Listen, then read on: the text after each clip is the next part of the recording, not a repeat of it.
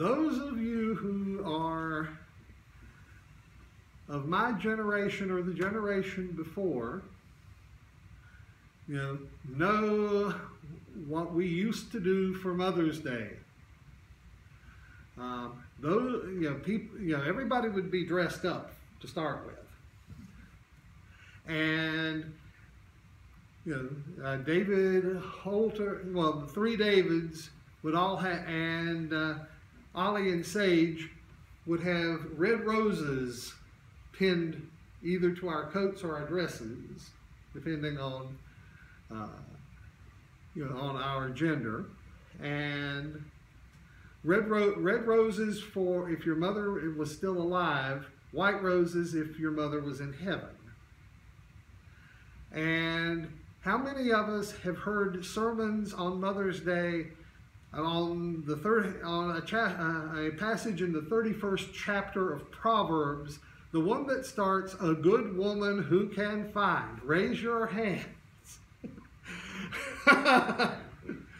And if you remember, I have decried doing that. Well, guess what I'm about to give you a sermon on? That. Exactly that. But I'm not going to read from either the King James or the Revised Standard. I'm going to read from the New Jewish translation, which sounds rather different from what we may be used to. What a rare find is a capable wife. Her worth is far beyond that of rubies. Her husband puts his confidence in her and lacks no good thing. She is good to him, never bad, all the days of her life. She looks for wool and flax and sets her hand to them with a will.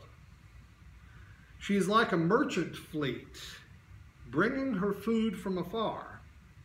She rises while it is still night and supplies provisions for her household.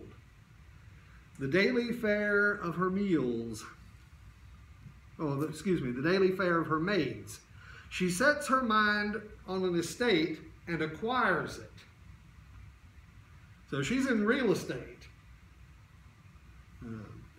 She plants a vineyard by her own labor. She girds herself with strength and performs her tasks with vigor. She sees to it that her business thrives. Her lamp never goes out at night. She sets her hand to the distaff. Her fingers work the spindle. So she's involved in cloth making, like Joyce used to do. She gives generously to the poor. Her hands are stretched out to the needy.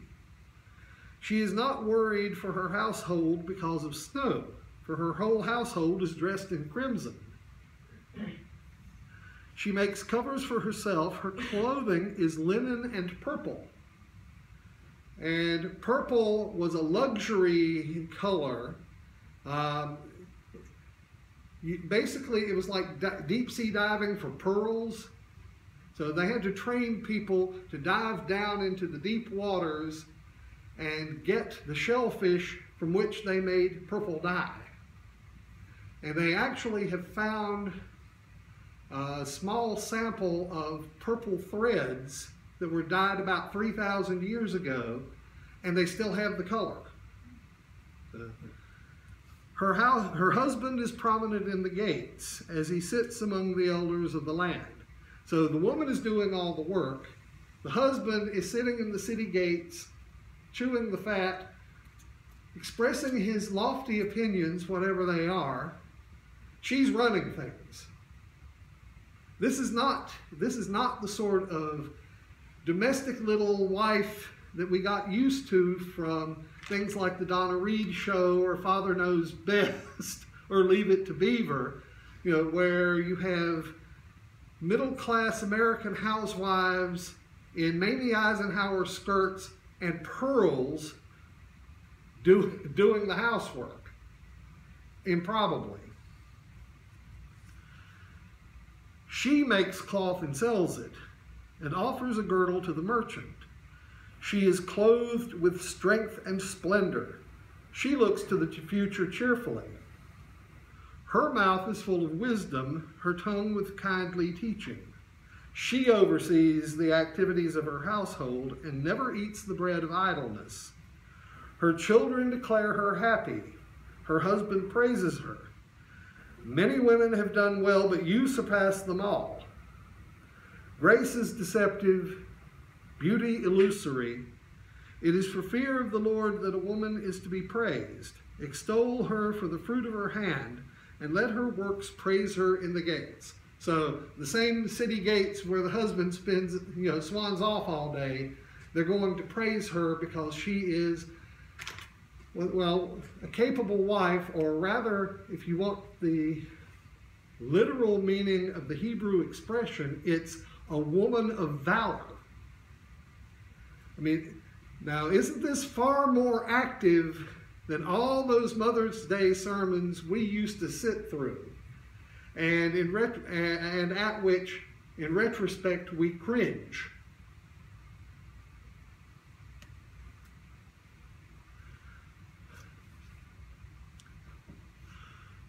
George Fox, who was the first Quaker, was a very interesting character on a number of levels, but one of them is that he seems to have had an excellent relationship with his mother. When he talks about his parents, and he doesn't tell us very much about them, he tells us that his father, Christopher, was a weaver and was called Righteous Christer by the neighbors. But he tells us that his mother, and he gives us her maiden name even, which is still an accomplishment. He tells us her name was Mary Lago, and she was of the stock of the martyrs. So she had relations who had been persecuted when Queen Mary Tudor had tried to return the country to Catholicism. And some of Fox's relations on his mother's side had resisted and paid a price for it. And there's a passage in Fox's journal where he encounters somebody who is joking about women and says that a woman has no more soul than a goose. And he didn't like that at all. And in fact, the next teacher in Quakerism after George Fox, the next recognized teacher in Quakerism, was a woman, Elizabeth Houghton.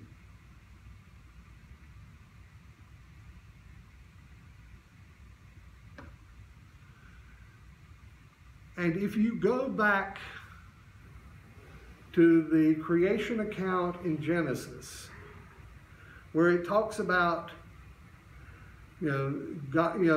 Adam is charged with naming all the animals.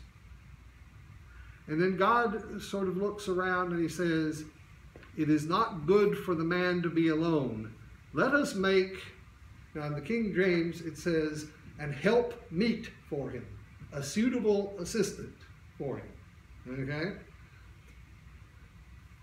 Which is the origin of the common term helpmate. Well, the trouble is that that's too mild a term for it. What God creates woman to be is an ezer kenegdo. Kenegdo is easy. It means corresponding to, equal to, up to the challenge of. Okay? Ezer is a bit trickier. How many of you have read or seen one of the too many or too numerous adaptations of A Christmas Carol? Okay. Who gets visited by the spirits? What's his name? What's his first name? Ebenezer. Ebenezer. What's Ebenezer? Do you know anything about the history of the name Ebenezer? Well, that second half of that name, Ezer, Ebenezer, Ezer. I mean, that's the same word that a woman is created to be. And Ebenezer comes from the Hebrew for rock of rescue. And there's a story in 1 Samuel where the Philistines have invaded. They have taken the Ark of the Covenant, but been forced to give it back because a plague breaks out. And Samuel, who is apparently a young man at the time, gathers Israel together and has a religious revival.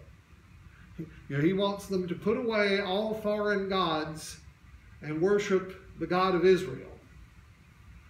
And the Philistines get wind that there are all these Israelites all gathered together in one place, and not surprisingly, they send an army.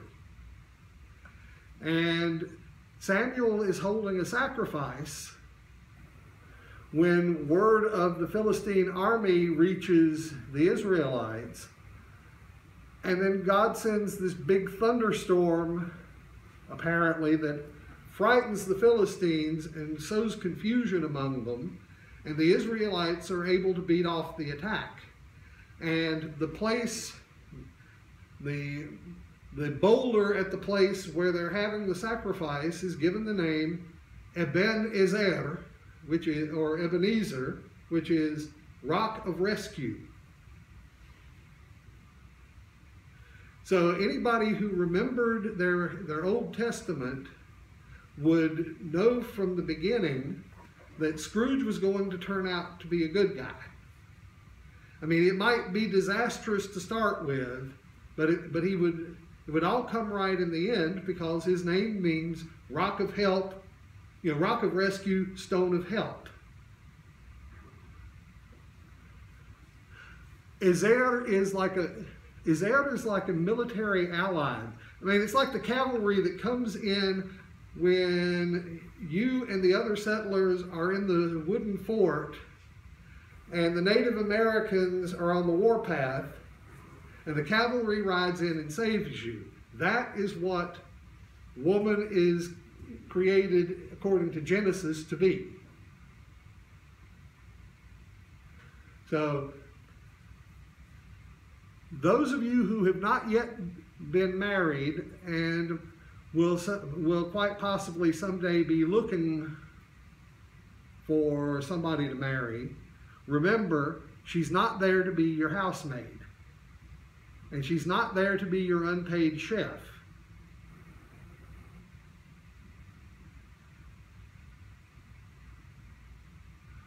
Yeah. And Margaret Fell. Margaret Fell had something very interesting to say, and I just had it.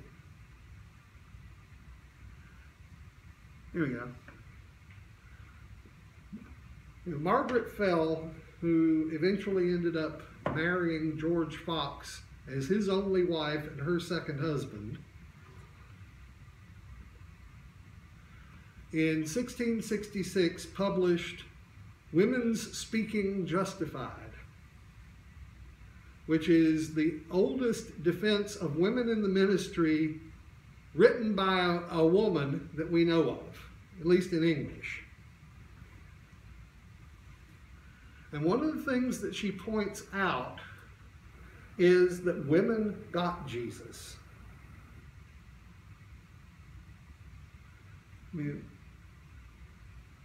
Because she talks about the woman with the box of, the alabaster box of perfume. Says, this woman knew more of the secret power and wisdom of God than his disciples did. Jesus owned the love and grace that appeared in women and did not despise it. And he received as much love, kindness, compassion, and tender dealing from women as he did from any others. both in his lifetime and after they had exercised their cruelty upon him. And she points out that when all the men were afraid at the crucifixion and ran away, it was the women who stood by Jesus, literally.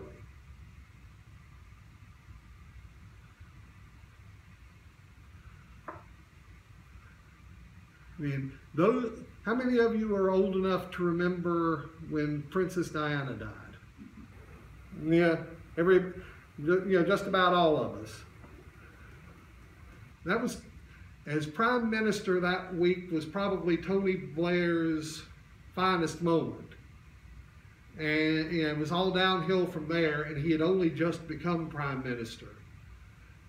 But if you remember, he was on the way to church that Sunday, and they stopped him to ask him for a statement on the death. And apparently one of his speechwriters had been busy working on it. But he said that Princess Diana was one of the people loved her, and they kept faith with her. The women at the crucifixion kept faith with Jesus.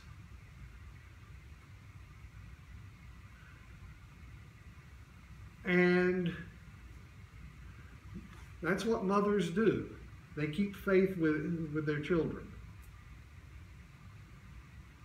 And if the children are wise, after they grow up, they will keep faith with their mothers too.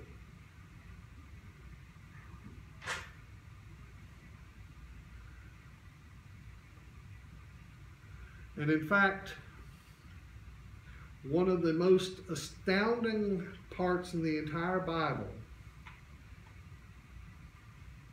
is when, in the 49th chapter of Isaiah, the prophet has been talking about the servant, and the deliverance from the captivity is coming.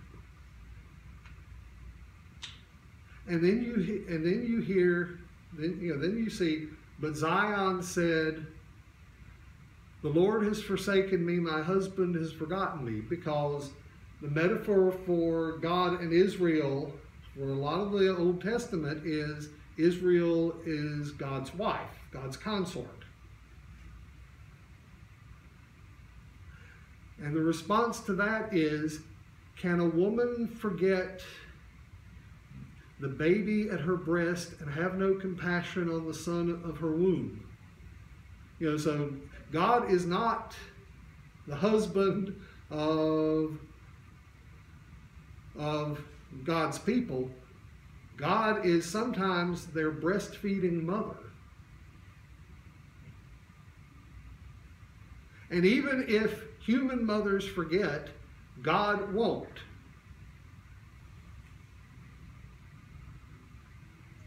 So let that sink in. We talk about God as Father all the time, but God is described as going into labor and panting in childbirth to bring forth his people, or her people, or God's people is a better way of putting it, because woman is created in the image of God as well. And Quakers have always believed that. So.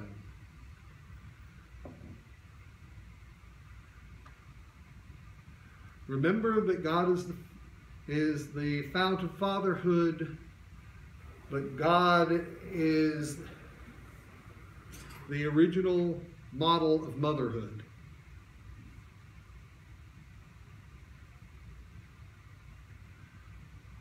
And when you're called upon to nurture somebody in your life, and you will be,